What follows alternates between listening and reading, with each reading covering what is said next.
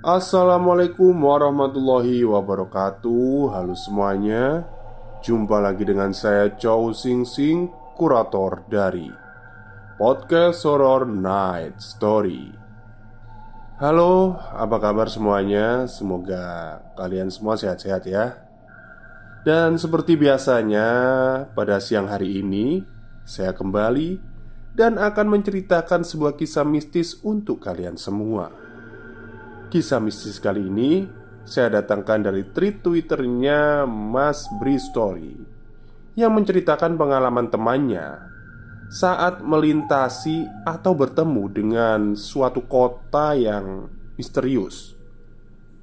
Apakah itu kota Atlantis? Ya, saya nggak tahu. Pokoknya ini ada di Kalimantan kejadiannya. Seperti apa kisahnya? Mari kita simak. Banyak kisah tentang pengalaman seseorang yang tanpa sengaja berjalan melintas tirai beda alam.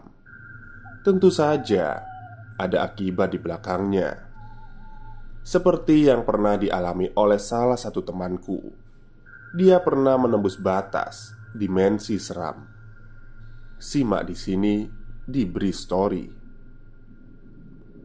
Suara itu muncul lagi, lebih jelas dari sebelumnya. Kali ini terdengar dengungan panjang dengan frekuensi agak tinggi. Aku yang sedang mengendarai motor mendadak pusing dan mual. Fokus menjadi bergeser, gak lagi memperhatikan jalan. Gak tahan, lalu memperlambat laju motor, kemudian berhenti. Setelah sudah benar berhenti, aku langsung melepas helm, lalu menarik nafas dalam-dalam, mencoba mengambil oksigen sebanyak-banyaknya. Perlahan, pusing dan rasa mual mulai mereda, berangsur menghilang. Tuh kan, suara itu tiba-tiba lenyap ketika aku sudah benar-benar pulih. Nggak kedengaran lagi, sama sekali. Celingak-celinguk aku dalam kegelapan, berharap menemukan objek sumber suara. Selalu saja seperti itu. Bebunyian aneh menghilang ketika aku mulai sadar dan berniat untuk mencari tahu sumbernya. Setelah menghilang, suasana kembali hening. Hanya suara binatang malam yang sesekali terdengar mengisi ruang sepi. Suara apa sih itu? Belakangan semakin sering aku mendengar bunyi aneh. Bunyi yang terdengarnya ketika aku sedang mengendarai motor di tempat yang nyaris sama di malam hari, di jalanan yang sangat sepi ini. Angin berhembus pelan, dinginnya menembus jaket tebal yang aku kenakan. Nyaris tengah malam aku dalam perjalanan menuju rumah setelah selesai kerja. "Kenapa paman? Kok berhenti?" Tiba-tiba sudah ada motor yang berhenti persis di sebelahku. "Kada apa-apa paman, ulun siup stumat nah tadi. Tapi sekarang sudah kada apa-apa," jawabku. "Oh, kayak itu kah? Jangan sorangan di sini, berbahaya. Yuk jalan lagi, beimbai kita." Ada seorang pemotor sepertiku yang berbaik hati menanyakan keadaan ketika melihat aku berhenti di tempat gelap dan sepi ini. Ini bahasa apa ya? Oh, bahasa Kalimantan. Intinya beliau bertanya kenapa aku berhenti. Ya aku jawab karena agak sedikit gak enak badan sebelumnya. Berikutnya kami berjalan beriringan, melanjutkan perjalanan menembus gelapnya malam di daerah Magalau, salah satu sudut di Pulau Kalimantan. Tapi tetap saja aku kepikiran tentang peristiwa janggal yang baru saja aku alami. Peristiwa yang belakangan semakin sering terjadi. Aku Alfian, lahir dan besar di tanah Pasundan. Tapi setelah menikah bersama istri, aku memutuskan untuk merantau mencari nafkah di Kalimantan, bagian selatan tepatnya. Seiring berjalannya waktu, kami akhirnya bisa memiliki rumah. alur hidup berjalan baik hingga sekarang. Banyak pengalaman berharga yang aku alami setelah kurang lebih sudah 17 tahun menjadi warga Kalimantan. Entah itu yang aku alami sendiri atau bersama keluarga. Semua menjadi bunga pemanis dan pahit getir kehidupan. Di bumi Kalimantan ini juga kami terus memegang teguh, di mana bumi dipijak, di situ langit dijunjung. Berusaha untuk terus menghormati budaya, kebiasaan, dan kultur masyarakat setempat. Dari banyak kisah yang pernah aku alami, kali ini aku akan mencoba untuk menceritakan satu pengalaman janggal yang menjurus seram. Kejadian yang aku alami pada tahun 2007, ketika baru saja 4 tahun kami merantau. Begini ceritanya. Seperti yang aku bilang tadi, tahun 2007 itu kami baru sekitar 4 tahun hidup di Kalimantan. Tapi kurang lebih sudah mulai bisa beradaptasi dengan lingkungan sekitar. Dari segi bahasa pun sudah mulai lancar menggunakan bahasa setempat, walau masih agak terbata-bata. Waktu itu kami masih tinggal di rumah kontrakan kecil di Batu Licin, kota pesisir di selatan pulau. Di tahun 2007 itu aku masih bekerja satu perusahaan di kelapa sawit di Banian. Keadaanlah yang mengharuskan untuk seringkali pulang pergi dari rumah ke tempat kerja. Padahal jarak yang harus ditempuh cukup jauh. Menggunakan motor bisa memakan waktu 3-4 jam. Waktu itu anakku masih kecil. Gak tega kalau sering meninggalkannya hanya berdua dengan ibunya. Jadi ya begitu, nyaris setiap hari aku pulang pergi Batu Licin, Banian, menggunakan motor. Nah, jalur yang harus ditempuh setiap hari ini sungguh sangat menantang. Saat itu nyaris sepanjang perjalanan masih sangat sepi. Di banyak bagiannya malah sama sekali nggak ada rumah atau pemukiman penduduk. Hanya hutan belantara yang menjadi santapan sejauh mata memandang. Kontur jalannya juga cukup seru, nggak terlalu lebar, banyak tanjakan serta turunan. Kadang berkelok kanan kiri tanpa putus. Ya itu tadi, jalurnya sangat menantang, fisik maupun mental, nyali serta keberanian. Tapi ya karena niat waktu itu memang untuk mencari nafkah dan menjaga keluarga kecilku sebaik-baiknya, jadi rintangan apapun harus dihadapi dan dilalui. Syukurlah, sampai detik ini aku masih bisa melanjutkan hidup. Balik lagi ke pembicaraan tentang jalur yang aku lalui ketika pulang pergi kerja di tahun 2007. Entah sudah berapa kali aku mengalami kejadian-kejadian janggal dan menyeramkan ketika harus melintasi jalur Banian sampai Batu Licin. Tapi ada suatu peristiwa yang amat sangat susah untuk diterima akal. Tapi ini nyata, karena aku yang mengalaminya sendiri. Untuk pulang pergi kerja, seperti yang sudah aku bilang tadi, akan memakan waktu 3-4 jam menggunakan motor. Dalam rentang perjalanan yang cukup jauh itu, aku harus melewati satu daerah yang merupakan area Gunung Kapur, Magalau namanya. Daerah Magalau ini tempat yang sangat indah. Walaupun terkenal dengan gunung dan perbukitan kapurnya, tapi tetap banyak pemandangan hijau yang akan kita temui kalau melewati jalan yang membelah di tengahnya. Jalan banyak berkelok, tikungan, tanjakan, dan turunan. Jembatan kecil dan besar. Pokoknya sangat menantang. Ada cerita yang beredar juga, kalau katanya daerah Magalau ini pada zaman dahulu merupakan wilayah laut. Makanya di beberapa perbukitannya berbentuk seperti batu karang menjulang yang sering dihantam ombak. Begitu pula cerita yang banyak beredar. Peristiwa aneh dan janggal yang akan aku ceritakan kali ini terjadinya di Magalau. Ketika kurang lebih sudah 4 tahun melintasi jalur Banian Batu Licin, termasuk melalui Magalau, aku sudah semakin berani untuk pulang ke rumah ketika sudah gelap. Walau seringkali bisa konvoi bersama teman kerja yang kebetulan pulang searah, tapi beberapa kali aku harus jalan sendirian. Awalnya nggak pernah merasakan atau mengalami hal aneh, tapi ketika sudah mulai memasuki tahun keempat, aku mulai merasakan kejanggalan, keanehan, atau apalah namanya. Paling sering aku melintas jalur Banian Batu Licin, khususnya di Magalau, antara jam 7 sampai jam 10 malam. Tapi kadang beberapa kali harus pulang malam hingga di atas jam 10. Dan semua kejanggalan itu hampir selalu aku rasakan pada malam hari.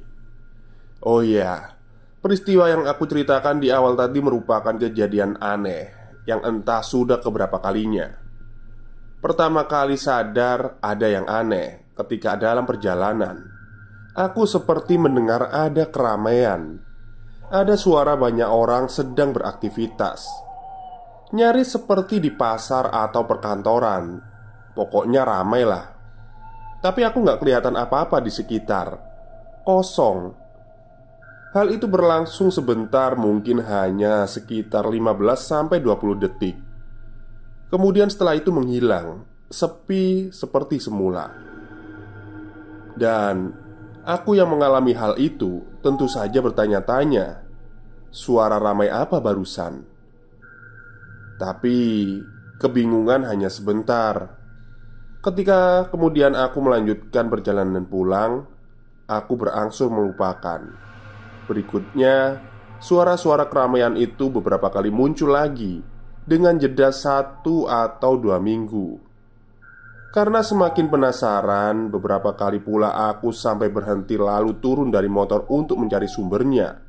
Sudah bisa ditebak, aku gak bisa menemukan jawabannya. Aku sedang melintas di tengah hutan, dan sama sekali gak ada keramaian. Aneh kan? Iyalah. Pernah juga masih di tengah malam dan melintas jalan di Magalau sendirian. Tiba-tiba, motorku seperti disalip oleh kendaraan yang melintas kencang. Tapi sama sekali aku gak melihat ada kendaraan yang lewat. Hanya suaranya saja yang terdengar, dan hanya anginnya saja yang terasa. Jalanan tetap kosong. Aku seperti didahului oleh kendaraan berbentuk mobil yang melintas dengan kecepatan tinggi. Tapi gak ada bentuk dan wujudnya. Peristiwa seperti itu terjadi 2 atau 3 kali. Dari sekian banyak peristiwa janggal, nyaris semuanya gak terlalu mengganggu. Hanya menimbulkan rasa penasaran dan sedikit rasa takut. Tapi gak semuanya seperti itu.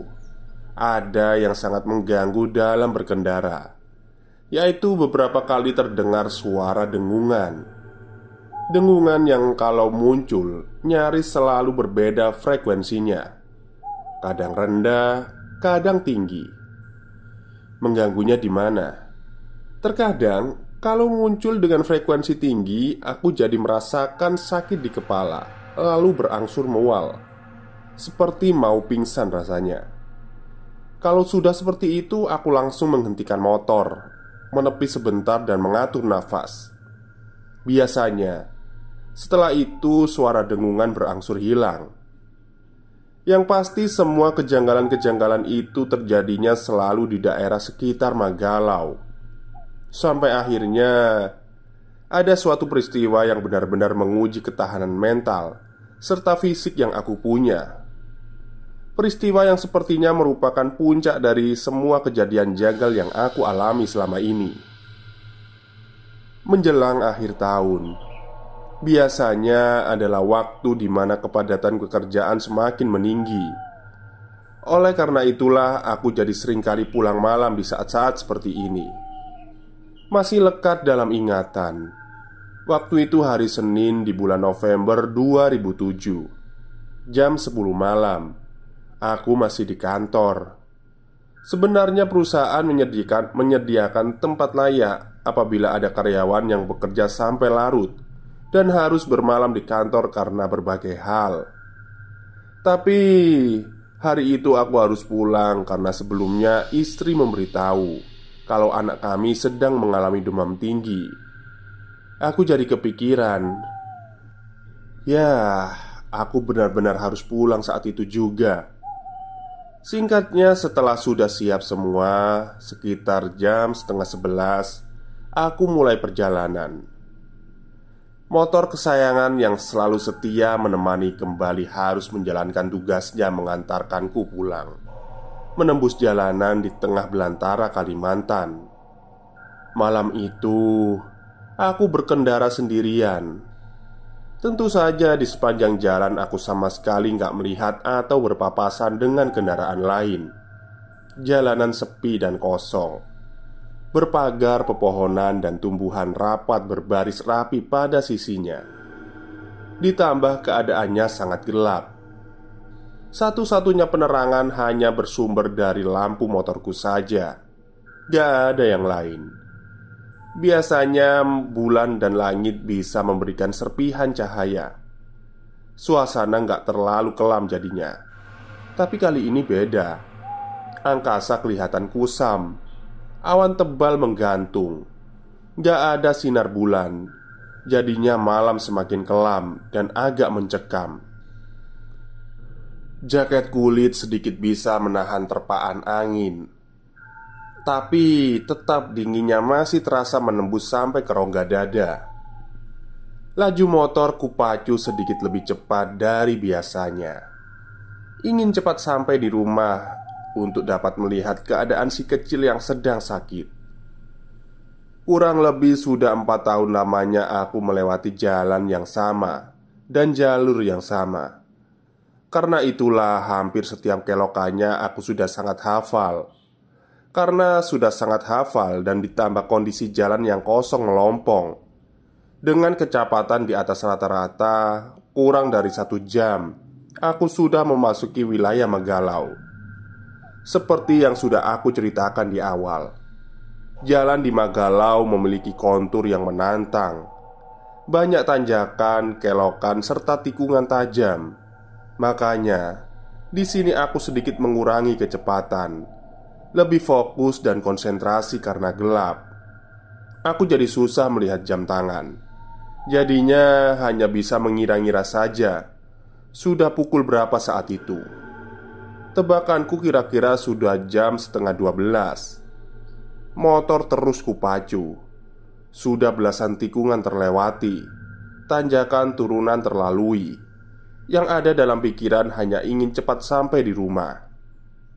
Tapi beberapa menit kemudian ada sesuatu yang terjadi. Ada keanehan yang akhirnya membuat kembali harus menurunkan kecepatan. Keanehan yang sebelumnya sudah pernah aku alami.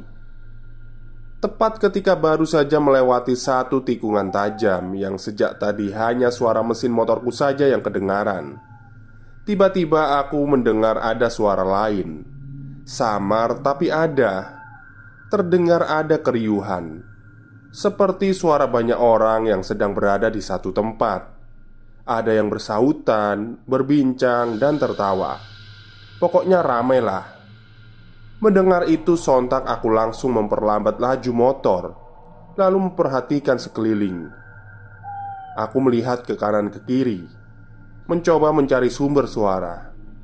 Tapi aku gak menemukan apa-apa. Hanya sepi dan gelap, layaknya belantara di tengah malam. Lalu, suara itu muncul dari mana? Entahlah. Yang pasti, detik berikutnya aku mulai merinding. Perasaanku mengatakan kalau kali ini kejanggalan sudah merunut seram. Aku coba mengabaikan dan kembali tancap gas. Tapi suara itu tetap ada. Keramaian itu tetap terdengar. Kadang samar, kadang sangat jelas.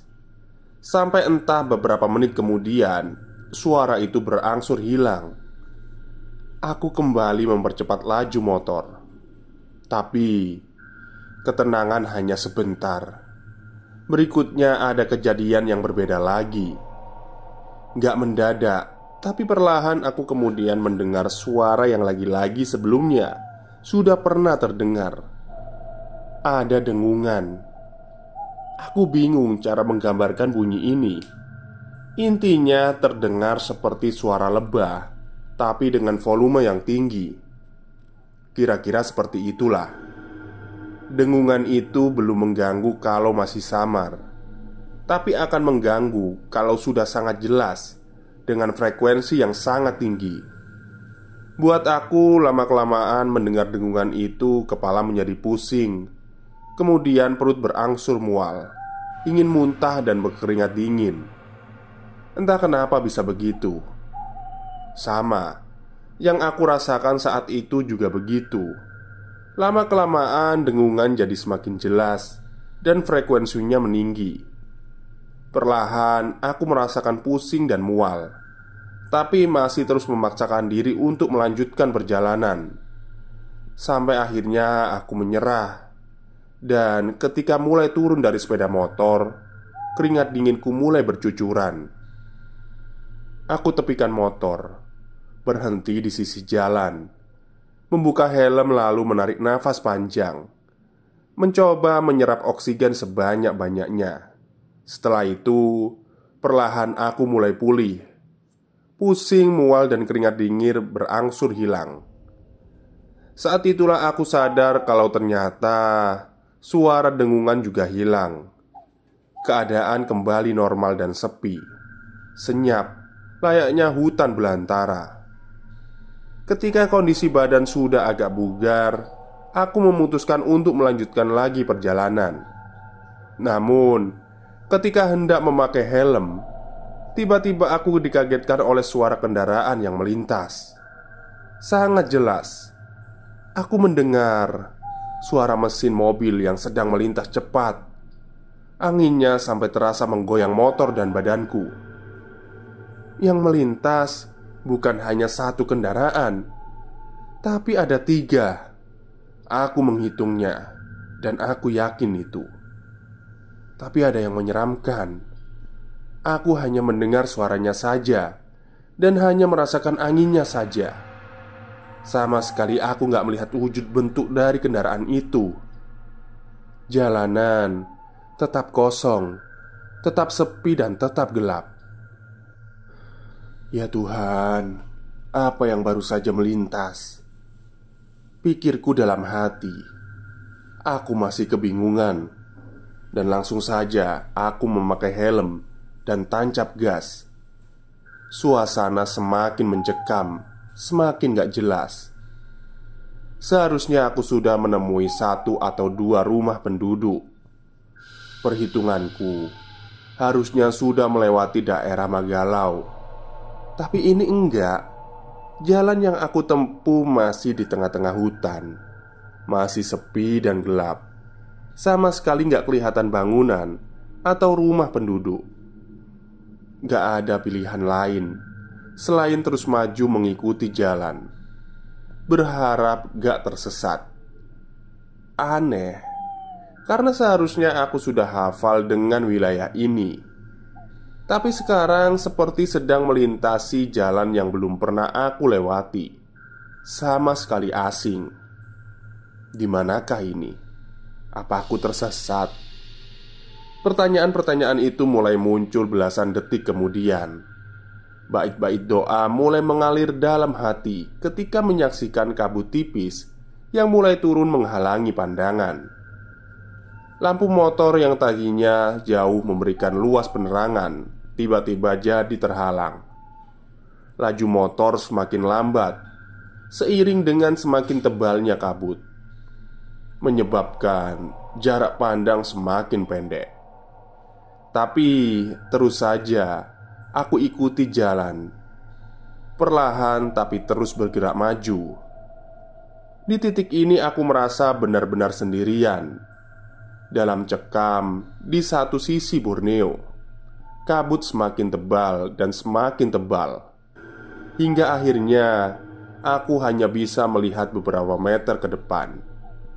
Motor melaju sangat pelan. Entah sudah berapa menit kemudian, ketika akhirnya aku harus berhenti. Ternyata di depanku persis, jalan gak lagi hanya lurus atau satu jalur. Jalan terbelah menjadi dua, menikung ke kanan dan ke kiri. Aku menemui persimpangan. Persimpangan yang aku rasa kalau sebelumnya gak pernah ada. Harus berpikir cepat jalan mana yang harus aku pilih, ke kanan atau ke kiri. Kembali ke tempat kerjaku bukan merupakan opsi perhitunganku. Aku harus mengambil jalan ke kiri, karena kalau ke kanan akan terus masuk ke hutan. Sementara ke kiri seharusnya menuju kota batu licin di pesisir pulau. Harusnya seperti itu. Ya sudahlah, perlahan aku kembali berjalan. Walau masih banyak keraguan, aku mengikuti jalan berbelok ke kiri. Belum ada perubahan. Kabut masih menghalangi pandangan. Jarak pandang masih terbatas. Tapi gak lama, sekitar 2 atau 3 menit kemudian, kabut perlahan menghilang. Ya, kabut perlahan menghilang sampai akhirnya lenyap sama sekali. Kemudian kecemasanku berangsur luntur ketika melihat langit tiba-tiba menjadi cerah. Ribuan bintang terlihat cahayanya. Melihat itu aku semakin percaya diri untuk kembali mempercepat laju motor. Tapi ternyata belum bisa seperti itu. Kenapa?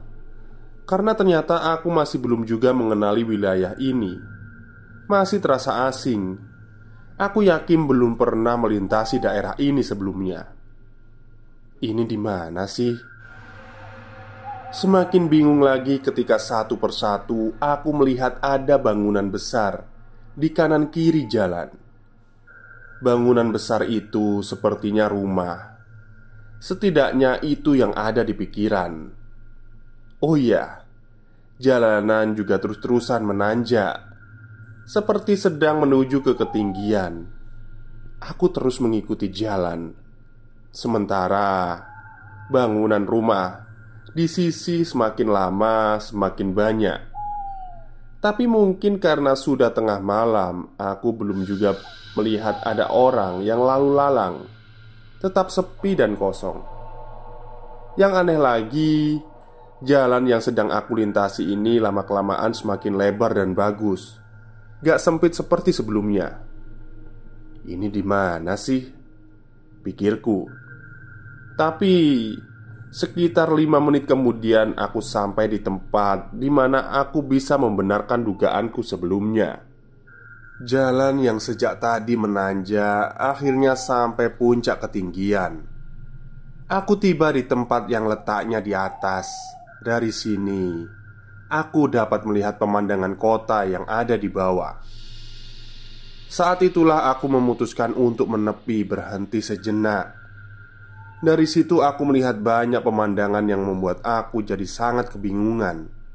Pertama, jalan yang ada di hadapan menjadi 2 jalur. Masing-masing jalur sangat lebar dan dipisahkan oleh separator yang berbentuk seperti taman kecil yang indah. Lampu taman berbaris menerangi. Cahayanya terang temaram, sangat indah dipandang mata. Yang kedua, rumah-rumah yang ada di pinggir jalan ukurannya besar-besar dan megah. Rumah mewah. Aku yakin itu rumah, bukan bangunan lain, karena bentuknya memang rumah. Sama sekali aku belum pernah melihat rumah sebesar dan semegah ini sebelumnya, dimanapun juga. Belum pernah. Ketiga, ini yang lebih membingungkan. Di kejauhan aku sudah bisa melihat lautan. Tapi nggak jauh di seberang laut ada pulau kecil yang isinya kerlap-kerlip cahaya kota besar. Ya, itu cahaya lampu kota besar. Kenapa aku bilang kota besar? Karena banyak terlihat gedung-gedung menjulang tinggi. Selain gedung tinggi, juga ada bangunan besar lainnya yang juga memancarkan cahaya. Intinya, aku melihat gemerlap cahaya kota besar modern dan megah di pulau seberang laut. Kota yang sama sekali belum pernah aku temui sebelumnya.